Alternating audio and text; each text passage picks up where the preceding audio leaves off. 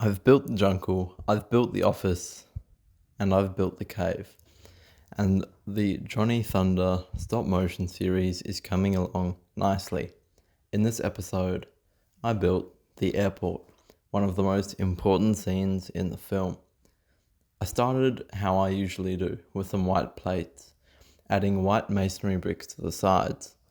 An observant viewer might notice that these are the white masonry bricks that I got from the pick-a-brick box from the Lego store a couple of episodes ago on the channel. This footage is sped up 10 times, so it's taking me quite a while to build up these walls. I'm focusing on using the white masonry bricks in the walls facing the front, as that's where the camera will be, and the ones on the side will be less visible, and so the detail isn't required. The brown plates I'm using for the shelves, where this is going to be like a gift shop in the airport selling different trinkets and souvenirs from the area. I'm building up windows using 1x2 window pieces with the tinted glass and adding a final shelf.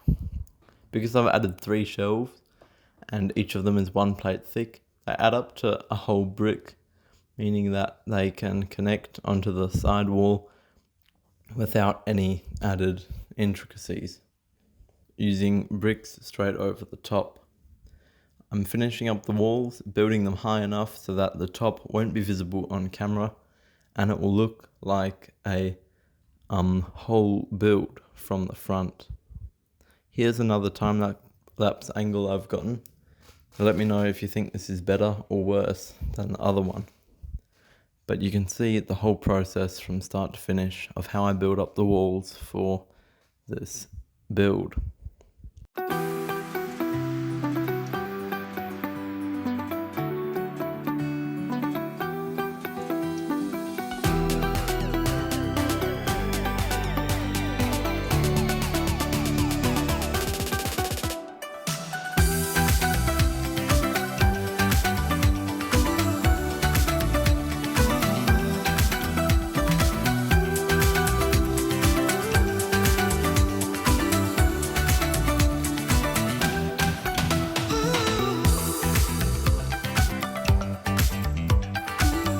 You might notice a few of these stickered elements in my parts collection. These I got from some secondhand bulk parts that I got a while ago and include some rather annoying stickers like Lego Friends and related elements that mean that I have to remove the stickers before using the pieces. I've laid down the first tile, trying to remedy that white floor staring at me, ridden with studs, like wide, unblinking eyes. But it's taking far too long, so I'll speed this up by 10 times so you don't have to endure the same prolonged agony that I did putting this together. I have to go one tile at a time using these 1x1 sand blue tiles that I found on the pick-a-brick wall at the Lego store.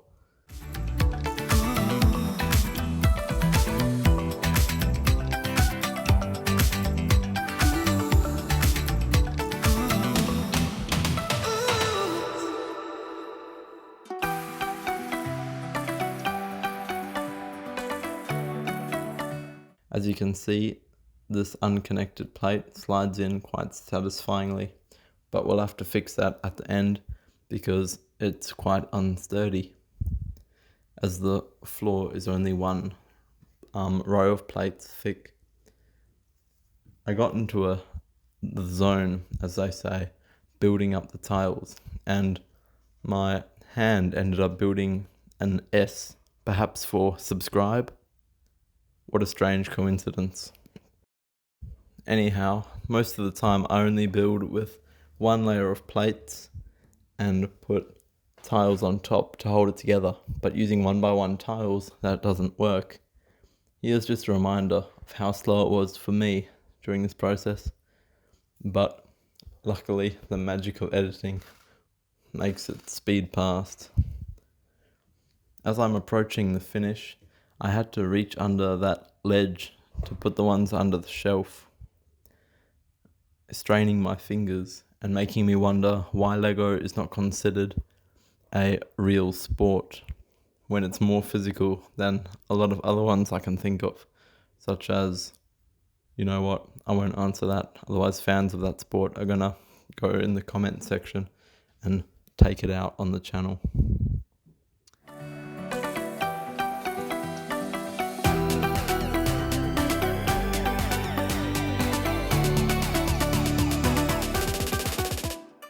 And here's the last space, which I slid in the last tile, and it's done.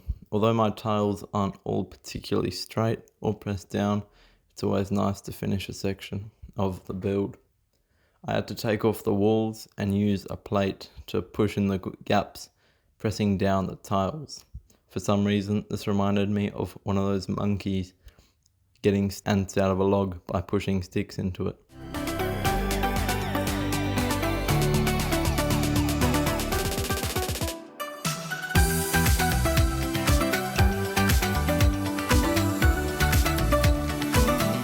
Reinforcing the bottom was an easy task. I just flipped it upside down and added white plates to the bottom, putting them in the gaps between the original layer of white plates. I don't bother with filling in the whole thing, as long as the edges, the corners, and any visible parts are done, as well as any structural weaknesses. I added in that 1x4 plate at the front just to make it look a bit better. I added a row of cups to the shelves, using gold and silver cups to be the ones sold in the gift shop. However, the space on the right is looking rather empty.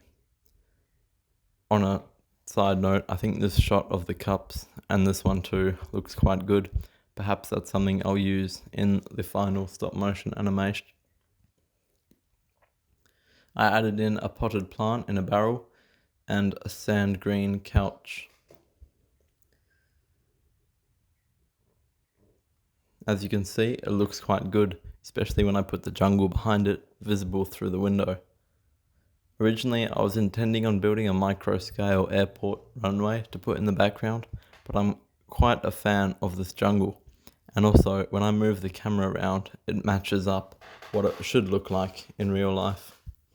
I removed some of the wall and some of the cups, instead adding a snot brick to add a shop sign to make it seem more like a shop and less like a display of rare and valuable items.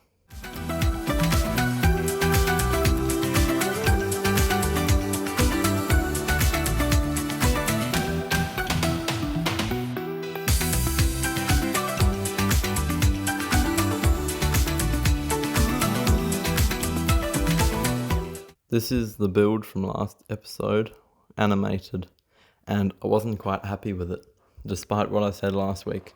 So I set up my camera again, blue tacked down the set, and animated it again, using the same setup as last week.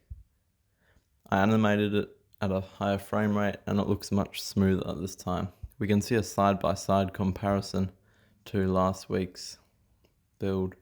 Next, I wanted to animate this part of the stop motion where the main character, Johnny Thunder, falls into the cave. I had to put a piece of paper on top of the camera to stop the glare, and even though my camera was running out of battery, there was an intense moment of finishing the film and exporting it to see the preview of it before the camera ran out of battery. I pressed play, and here's what it looked like. You should note I'm going to edit out my fingers when I make the final video. That's all for this video. Make sure to like and subscribe, and I'll see you next week in a continuation of the series.